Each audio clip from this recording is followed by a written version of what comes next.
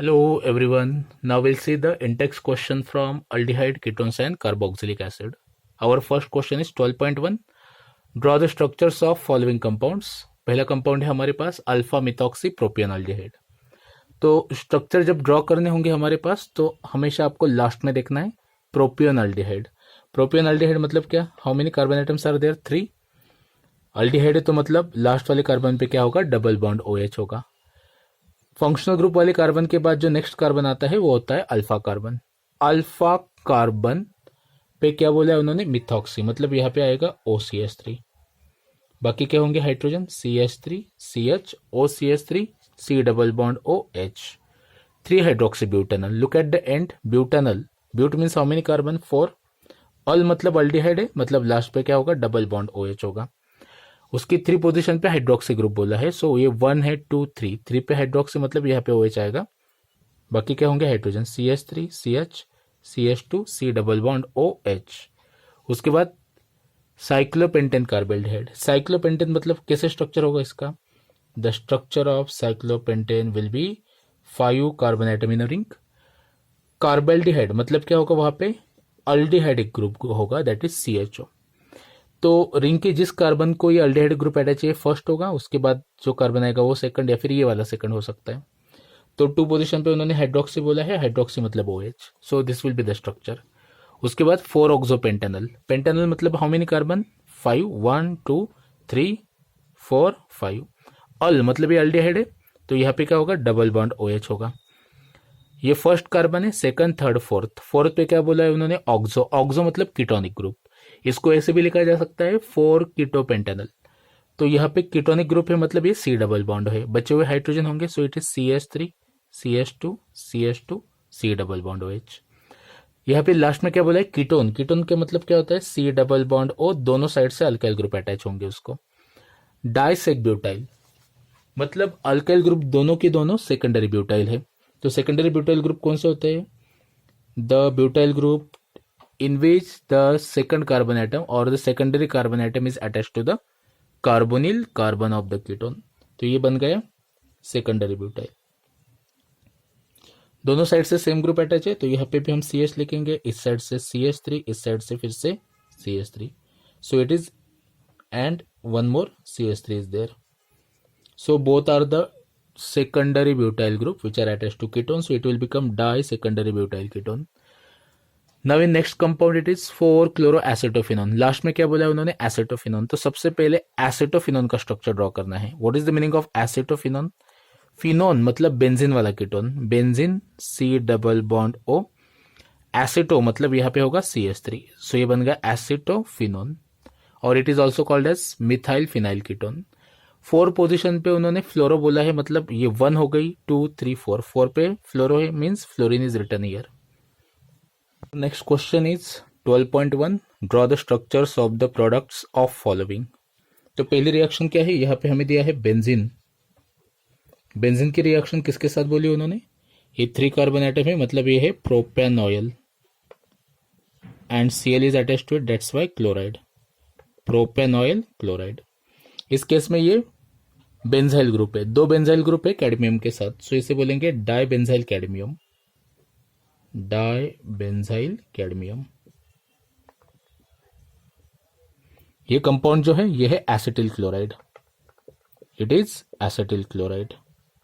उसके बाद ये है आपका प्रोपाइन या फिर मिथाइल एसिटिलिन, ये है पैरानाइट्रो पैरानाइट्रोटोलिन, पैरानाइट्रोटोलिन।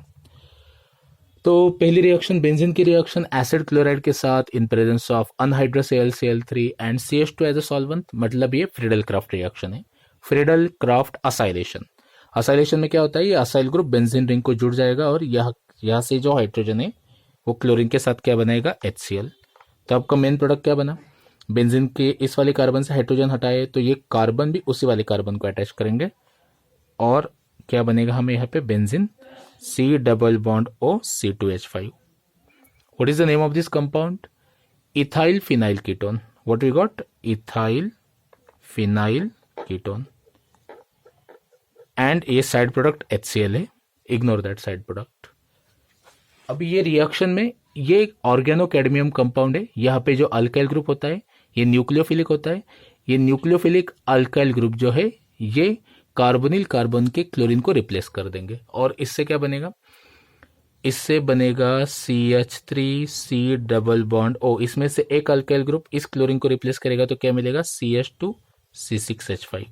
ऐसे कितने एसिटिल क्लोराइड है हमारे पास, या एसिड क्लोराइड हमारे पास 2 है, तो फिर यहाँ पे हम लिखेंगे 2 और साइड प्रोडक्ट क्या बनेगा, ये CD के साथ ये वाले कंपाउंड के दो क्लोरीन जुड़ जाएंगे तो बनेगा CdCl2। अभी नेक्स्ट रिएक्शन में अल्काइन है Hg2 प्लस एंड H2SO4 है, मतलब ये रिएक्शन है addition of water. So it is called as mercuration demercuration. तो एडिशन ऑफ वाटर कैसे करेंगे, ट्रिपली बॉन्डेड कार्बन के पास जितने ज्यादा हाइड्रोजन उसको हाइड्रोजन जोड़ेंगे, जिसके पास कम हाइड्रोजन उसको OH जोड़ेंगे। तो ये वाले कार्बन के पास एक ही हाइड्रोजन है तो इसको हाइड्रोजन जोड़ देंगे, तो इससे क्या मिलेगा हमें CH3C, और जिसके पास कम हाइड्रोजन है उसको OH जोड़ देंगे तो यहाँ पे मिलेगा CH2। इस कंपाउंड को क्या बोलते हैं हम, इनॉल। What is this compound, इनॉल। इनॉल क्या होते हैं, अनस्टेबल इनॉल टाउटोमराइजेशन में जाके क्या बनाएंगे, कीटो। तो इसका कीटो कैसे बनेगा, ये हाइड्रोजन इस CH2 को जुड़ जाएगा और ये डबल बॉन्ड सिंगल बॉन्ड में कन्वर्ट होगा, मतलब प्रोडक्ट बनेगा CH3C डबल बॉन्ड और CH3। What is the name of this product, this product is nothing but your acetone. What is the name of the एबो product, this is your benzyl group, this is methyl group. So benzyl methyl ketone, या फिर इसको और क्या बोल सकते हैं, alpha position पे फिनाइल है सो अल्फा फिनाइल एसीटोन, या फिर इसको और क्या बोल सकते हैं, 1 phenyl propanone. We can write the name of this compound by the 3 other way. Now in next reaction, what is our observation? Here is a methyl group attached to benzene and given is CrO2Cl2 in presence of CH2. That is chromyl chloride oxidation. Chromyl chloride oxidation Etard reaction में होता है। Etard reaction में क्या होता है, जो benzene को CH3 group attach होता है वो ऑक्सीडाइज होकर अल्डिहाइड में कन्वर्ट होता है। बाकी नाइट्रो ग्रुप को कोई इफेक्ट नहीं होगा, वो खुद पहले ही ऑक्सीडाइज है। सो नाइट्रो ग्रुप वैसे की वैसे लिखेंगे और ये वाला जो CH3 है ये किस में कन्वर्ट होगा, CHO। So preparation of aromatic aldehyde from toluene और substituted toluene is called as Etard reaction. This reaction is also called as chromyl chloride oxidation reaction. So thank you so much. Hello. So the next question is 12.4, that is arrange the following compounds in increasing order of their reactivity in nucleophilic addition reaction. तभी इस compound में आपको याद रखना है aldehyde सबसे ज्यादा reactive होते हैं कीटोन की कंपेयर में।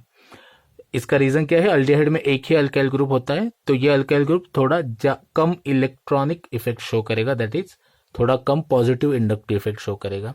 कीटोन्स में 2 अल्काइल ग्रुप होने के कारण 2 अल्काइल ग्रुप दोनों साइड से कार्बोनिल कार्बन को पॉजिटिव इंडक्टिव इफेक्ट से इलेक्ट्रॉन पुश करते हैं, मतलब ये जो कार्बोनिल कार्बन है कीटोन का ये इतना ज्यादा इलेक्ट्रोफिलिक नहीं है as compare to the carbonyl carbon of the aldehydes.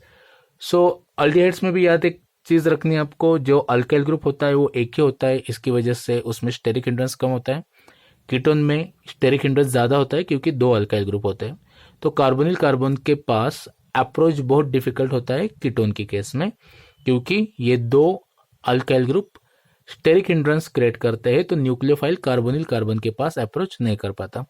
तो कार्बोनिल कार्बन के पास अल्डिहाइड वाले केस में अप्रोच बहुत ईजी है, एक ही अल्काइल ग्रुप है तो पॉजिटिव इंडक्टिव इफेक्ट भी तो कम है, स्टेरिक हिंड्रेंस भी कम है।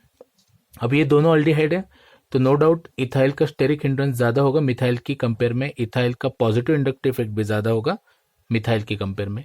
पॉजिटिव इंडक्टिव इफेक्ट कम होना चाहिए, स्टेरिक हिंड्रेंस भी कम होना चाहिए, तभी उसकी रिएक्टिविटी ज्यादा होगी न्यूक्लियोफिलिक एडिशन रिएक्शन में। तो नो डाउट ए सबसे ज्यादा रिएक्टिव होगा, उसके बाद बी होगा। अभी यहाँ पे दोनों भी कीटोन है, कीटोन की रिएक्टिविटी सबसे कम होती है अल्डिहाइड की कंपेयर में, पर अभी दोनों कीटोन में सबसे कम रिएक्टिविटी किसकी होगी, तो यहाँ पे जो अल्काइल ग्रुप है वो इथाइल है, यहाँ पे मिथाइल है, यहाँ पे मिथाइल है, यहाँ पे मिथाइल है। तो कंपेयर ये 2 जो अल्काइल ग्रुप है इसको कंपेयर करना है हमें। तो ये ज्यादा बल्कि है, ये छोटा है, उसके बाद इसका इंडक्टिव इफेक्ट ज्यादा है, इसका इंडक्टिव इफेक्ट कम है, मतलब ज्यादा इलेक्ट्रोफिलिक कार्बोनिल कार्बन किसके केस में आता है, प्रोपैनोन के केस में, मतलब आपका ऑप्शन है सी और सबसे लास्ट में आएगा option D.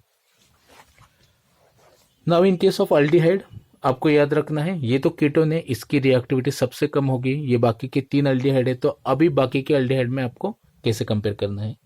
Electron withdrawing group होंगे नाइट्रो जैसे, तो क्या करेंगे वो इलेक्ट्रॉन अपनी तरफ खींच लेंगे, तो कार्बोनिल कार्बन को इलेक्ट्रॉन देने वाला कोई नहीं है यहाँ पे उल्टा इफेक्ट हो रहा है। यहाँ पे जो CH3 है ये अपने इलेक्ट्रॉन बेंजीन रिंग में पुश करेगा, बेंजीन रिंग अपने इलेक्ट्रॉन कार्बोनिल कार्बन के पास पुश कर देगी।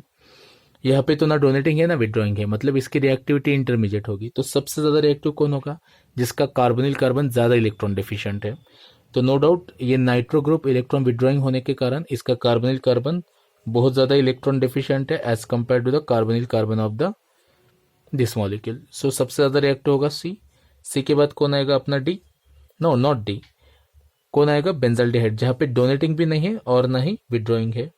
ये ए है, this is A, then this is your C के बाद कौन आएगा? डी, और सबसे लास्ट में कौन आएगा?